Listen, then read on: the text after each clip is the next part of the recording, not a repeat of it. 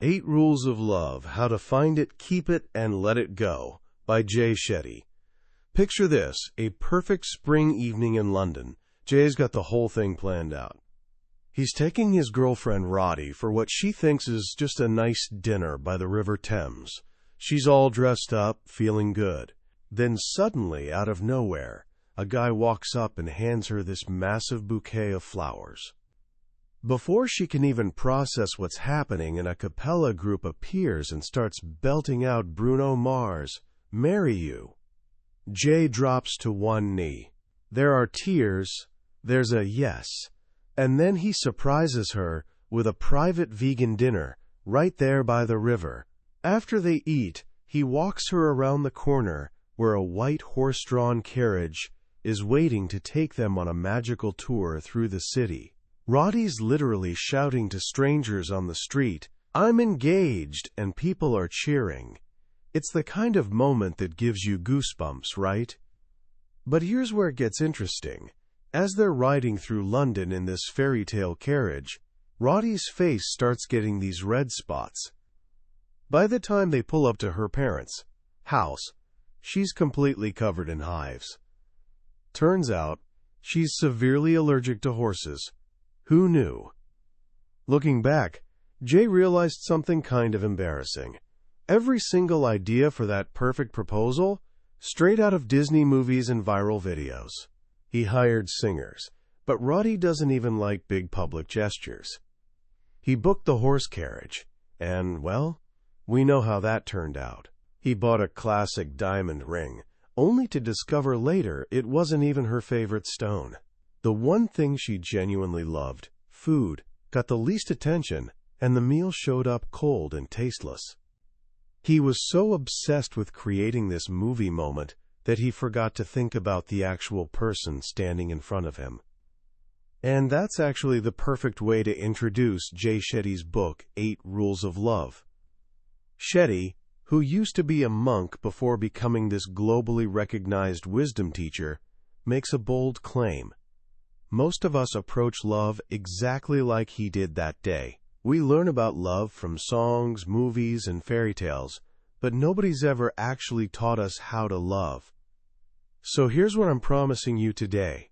By the time we're done, you're going to see love completely differently. Not as some mysterious, magical thing you just have to wait around hoping for, but as an actual skill you can learn and practice. We're going to walk through 4 distinct stages of relationships and 8 powerful rules to guide you. This isn't about finding some perfect person. It's about learning how to build something real, imperfections and all. So where does love actually begin? Most people think it starts with that first spark, when you meet someone special, that electric moment of connection. But Jay Shetty, drawing from thousands of years of ancient wisdom, tells us something that might surprise you. The journey to love doesn't start with finding someone else. It starts with learning how to be alone. This is Rule 1. Let yourself be alone. Now, I can already hear what you're thinking. Wait, alone? Isn't the whole point to not be alone? And look, nobody wants to feel lonely. Loneliness hurts.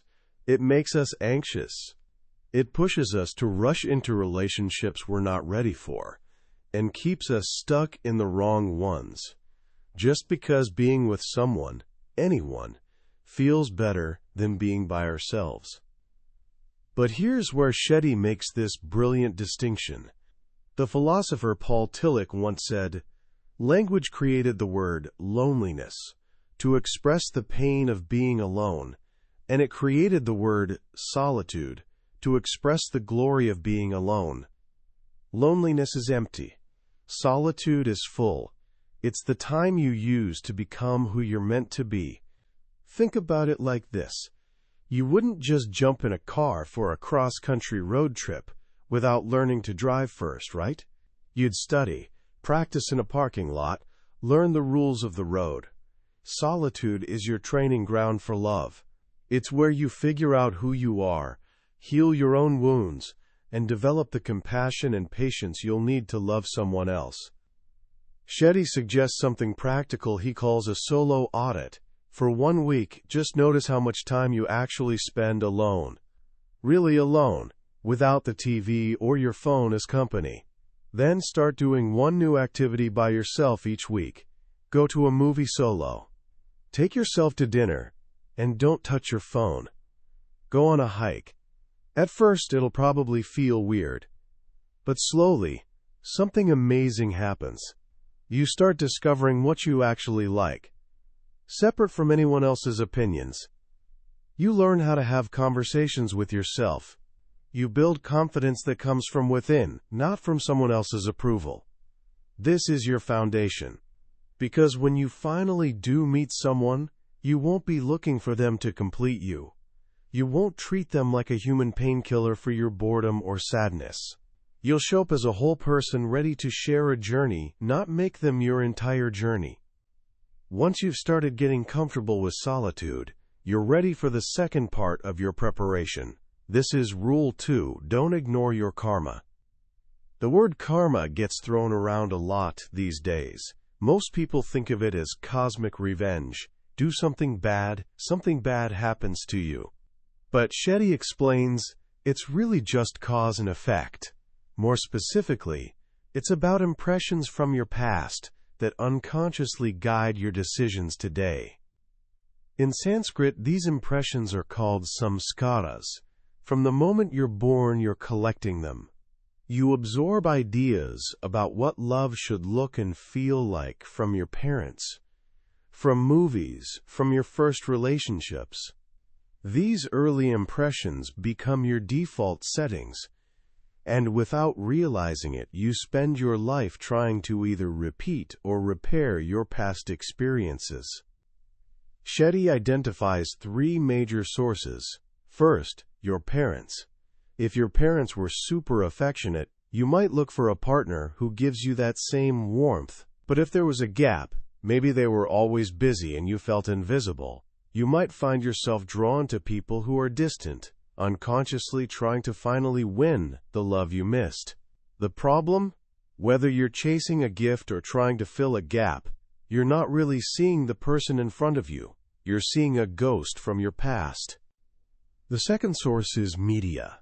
Those fairy tales and rom-coms, they sold us a fantasy. Love at first sight, the prince who'll come, someone who'll complete us. It's beautiful, but it's a terrible blueprint for real life. It creates impossible expectations and makes our perfectly normal relationships feel like failures. Remember Jay's proposal? Classic case of media-driven expectations. The third source is your first loves. Those early relationships are incredibly powerful, partly because your brain isn't even fully developed yet. The prefrontal cortex, the part responsible for reason and self-control, doesn't mature until you're about 25. As teenagers, we think with our feelings, and those intense emotions create powerful imprints we spend years chasing. This is why you keep dating the same type over and over. Shetty identifies a few: the rebel, the chase, the unavailable one, the project, the one you think you can fix, and the opulent one, the one who impresses you with status. We fall for these types because of our past. But here's the good news. Karma isn't a life sentence, it's a mirror. By understanding why we made past choices, we can form new, more conscious patterns. We can break the cycle. This preparation, learning to be alone and learning from your past, is the work of the first stage. Once you're ready, you move into the second stage, actually practicing love with another person. And it begins with Rule 3. Define love before you think it, feel it, or say it. Think about how casually we say, I love you. We say it to parents, friends, partners. For some people, it means, I want to spend forever with you. For others, it might just mean, I want to spend tonight with you. Same words, completely different meanings. This confusion causes so much heartbreak. Shetty argues that instead of treating love like an on-off switch, we should see it as a journey through 4 distinct phases, inspired by the Bhakti tradition. Phase 1 is attraction. That initial spark, the chemistry, the excitement. It feels incredible, but you're only seeing the highlight reel, not the real person. To go deeper, Shetty offers the 3-date rule. Not literally 3 dates, but 3 layers. Date 1. Do I like their personality? Is this fun? Date 2. What are their values? What shaped them? Date 3. What are their goals for the future?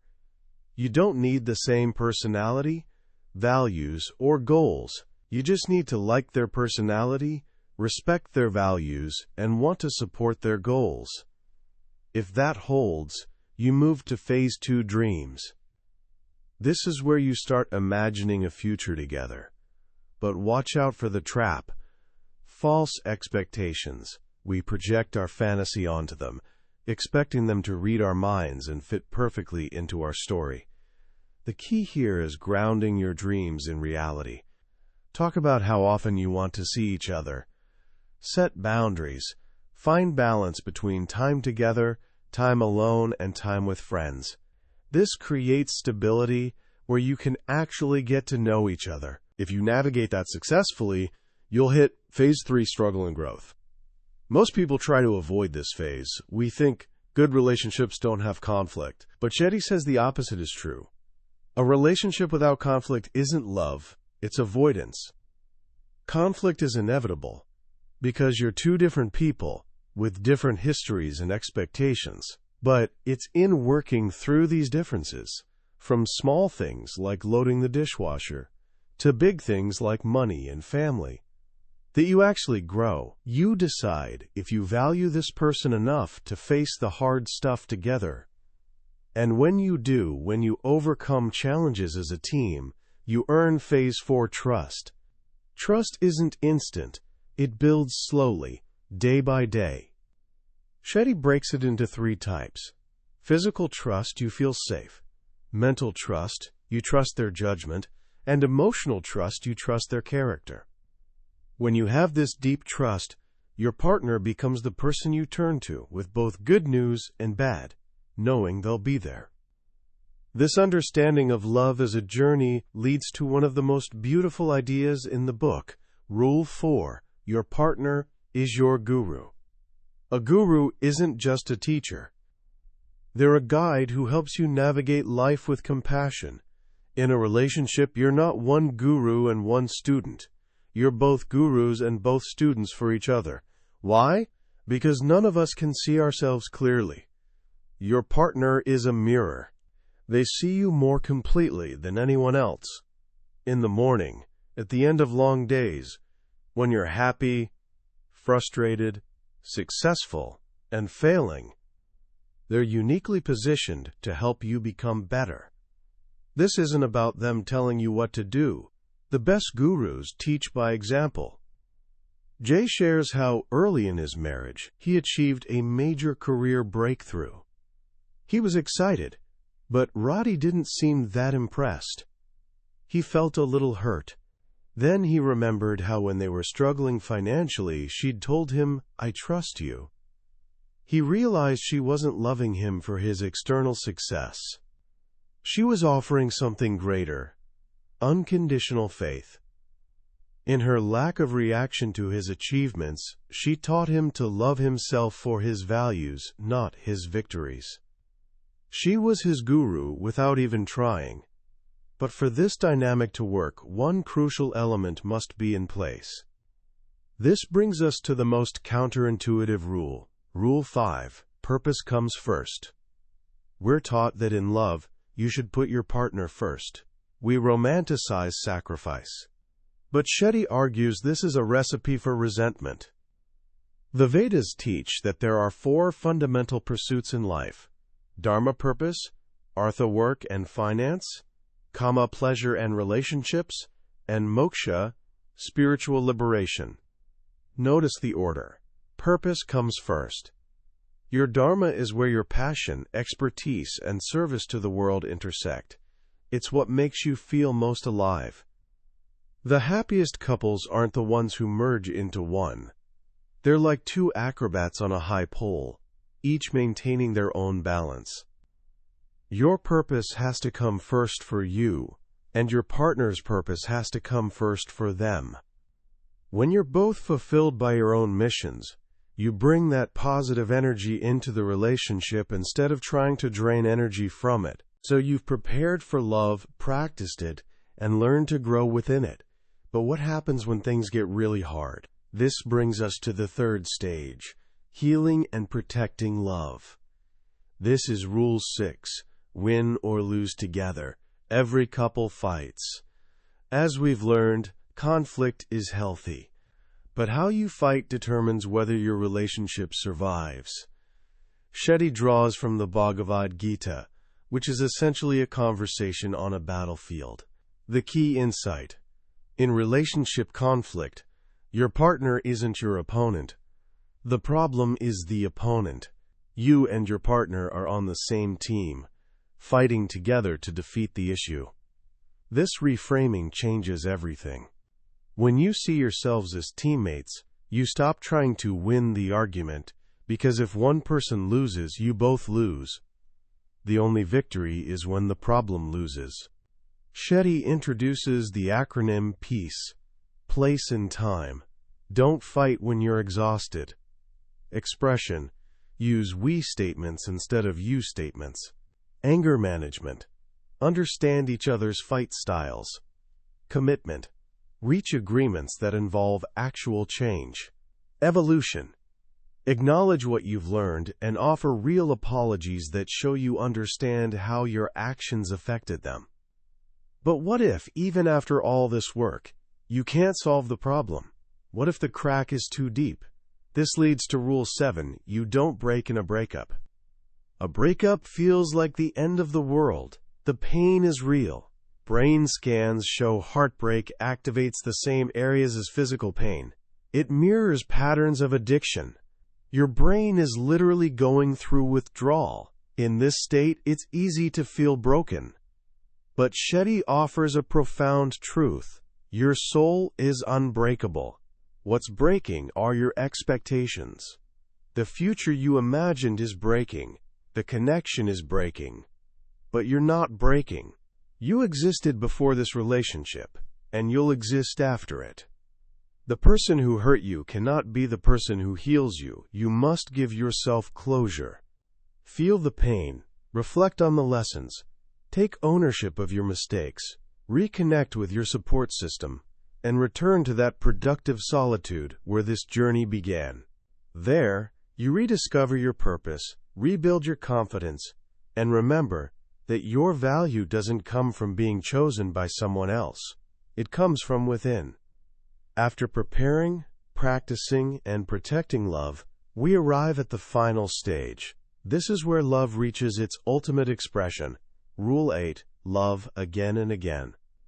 You probably started reading to learn how to find and keep love with one special person. But Shetty's final, greatest lesson is that romantic love isn't the end goal. It's practice for something bigger. The ultimate purpose of love isn't to focus it all on one person, but to expand your capacity to love everyone. Shetty tells a story about a teacher who asks a student, if you had $100, would it be better to give it all to one person or $1 each to 100 people? The student is unsure. The teacher replies, both are true, but the more people you help, the more you expand your capacity for love. This is the final journey. You start by seeing that love is a river flowing through you, not a cup that needs filling by someone else. You can experience love at any moment simply by choosing to give it. This isn't just spiritual philosophy. When we help others, our brains release feel-good chemicals, creating a, quote, helper's high. This expansion starts with those closest to you, then moves outward, to colleagues, community, strangers on the street. a simple smile to a cashier, an act of service in your neighborhood, a word of appreciation to a coworker. These are all acts of love. You water the flowers in your life, and you learn to see the whole world as a garden. Your task isn't to seek love, but to find and remove all the barriers you've built against it. You learn to love again and again and again. As we wrap up this journey through 8 Rules of Love, I want to reflect on what makes this book so powerful. In a world that treats love like a lottery, something you either win or lose, Jay Shetty hands us a roadmap. The most transformative idea for me is the shift from love as a destination to love as a daily practice. It removes the mystery and anxiety from our greatest human pursuit and replaces it with intention and skill. Love isn't something that just happens to you. It's something you actively do. This is incredibly empowering. You're not helpless in your search for connection. You can prepare for it, practice it, improve at it, and create it in your life, starting today. This wisdom isn't just for romantic relationships. It's a guide for improving your relationship with yourself, your family, your work, and the world. So how can you start applying these lessons right now? Here are 3 simple actions inspired by the book's core principles. First, conduct a mini solo audit. Sometime in the next few days, schedule just 1 hour to do something you enjoy, completely alone. No phone, no music, no distractions. Maybe it's a walk in a park, a visit to a museum, or sitting in a coffee shop with a notebook. Just be with yourself and notice how it feels. This is the first step toward building the foundation that all healthy love is built upon. Second, identify one of your karmic patterns. Think about your past relationships, even friendships.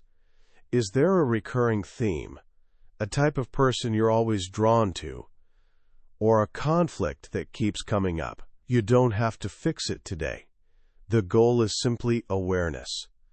Recognizing your patterns is the first step in breaking the cycle. Third, practice giving love without expectation. Find one small opportunity to express love today. Send a text to a friend, telling them specifically why you appreciate them. Truly listen to a family member without interrupting. Smile at a stranger on the street. Feel the love that flows through you when you give it, and you'll realize you have an infinite supply. That was a summary of 8 Rules of Love by Jay Shetty. We've covered the core ideas today, but a summary is like looking at a map of a beautiful country. It shows you the main roads and big cities, but it can never replace actually walking the streets, smelling the food, and feeling the sun on your skin. The real magic happens when you read it for yourself, when a particular story or phrase connects with you in an unexpected way. This summary is your map, designed to help you decide if this is a journey you want to take. If anything resonated with you today, I encourage you to grab a copy. Reading it isn't just about learning.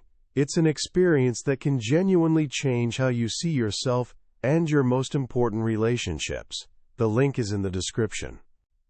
If you found this journey valuable, please click that like button and subscribe. It tells us we're on the right path and ensures you won't miss our next exploration into another life-changing book. Let's keep growing together.